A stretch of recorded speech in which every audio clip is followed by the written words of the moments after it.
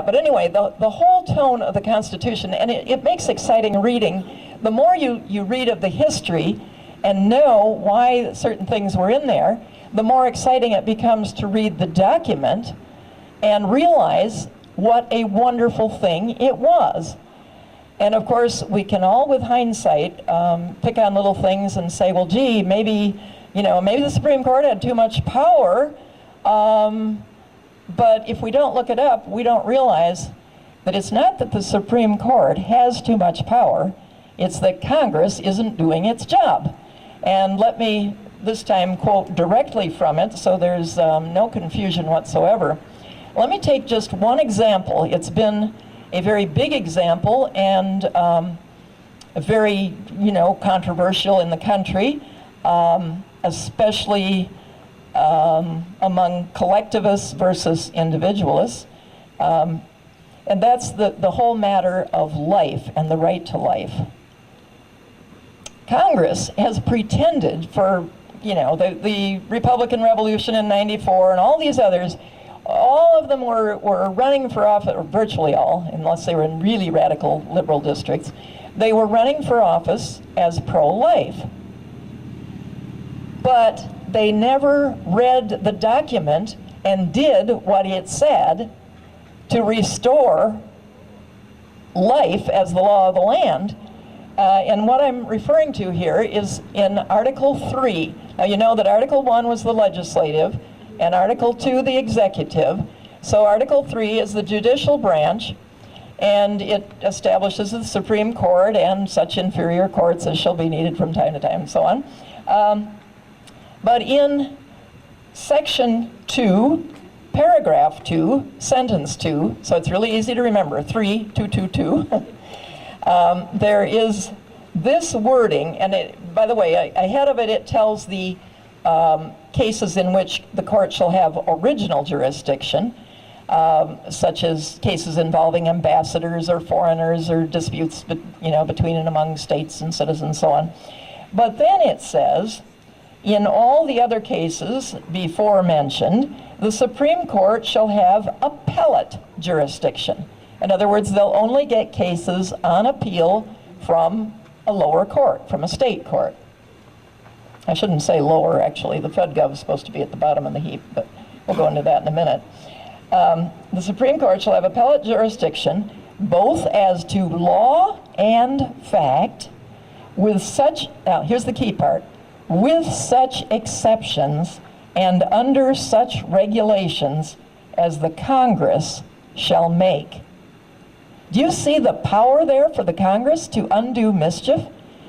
Congress could simply say, from now on forward and retroactive to the beginning of the mischief, the Supreme Court shall have no jurisdiction in domestic, that is in interpersonal relations law, marriage law, divorce law, custody law, abortions, births, all that stuff. They could simply exclude all of that from the Supreme Court and say whatever the states decide, that's their business. It is, isn't it? Yeah. So, as is virtually everything else. How many things is the federal government allowed to do according to the Constitution? I hear 18 from the back. I'll go as high as 20. Because before you get to the little dashes where they are sort of listed or enumerated, there is a paragraph that says they can lay and collect taxes and duties and imposts and so on. Anyway, there amounts to about 3 things. I can get them exactly here if I can find the right page quickly enough. Anyway, it's very specific and very limited. So yeah, they can do 20 things. Now, how many things are they in? Is it like everything? Everything. Pretty much. How much are they not? Yeah. Pardon? Oh, yeah.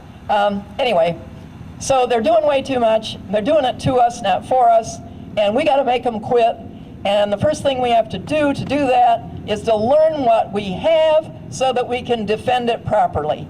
The price of liberty is eternal vigilance, and that's our biggest national debt, is we've got a debt of vigilance. We got to make up for lost time.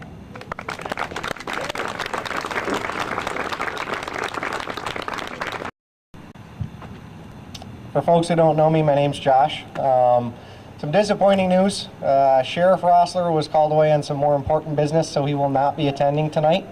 I would, however, like to introduce a special guest from Pete Hoekstra's office. Jonathan Seiferth would like to read a statement.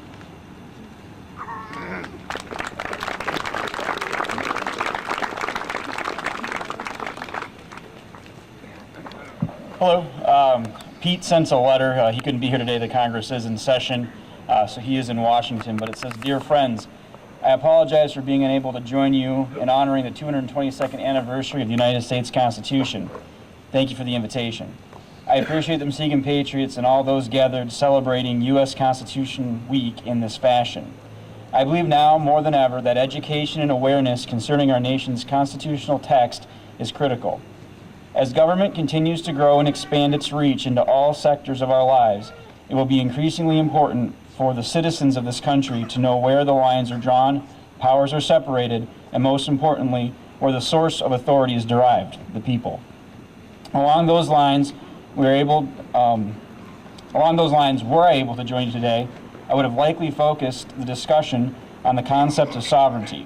I believe that it is increasingly important for individuals to recognize that state governments possess authority independent of the federal government and that the source of that authority is the people.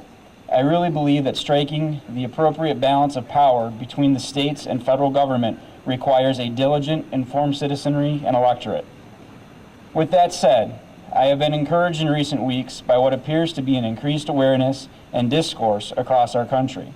I spent the better part of August visiting with constituents and conducting town hall meetings. The level of interest and degree of passion that I have seen during the debate on healthcare, energy, and many other issues, so long as it remains civil, is, in my opinion, a sign of healthy democracy and citizens exercising their rights as the framers of the Constitution envisioned. Thank you again for the invitation. I wish you the best and hope the event is a widely attended success. Sincerely, Pete Hoekstra, Member of Congress.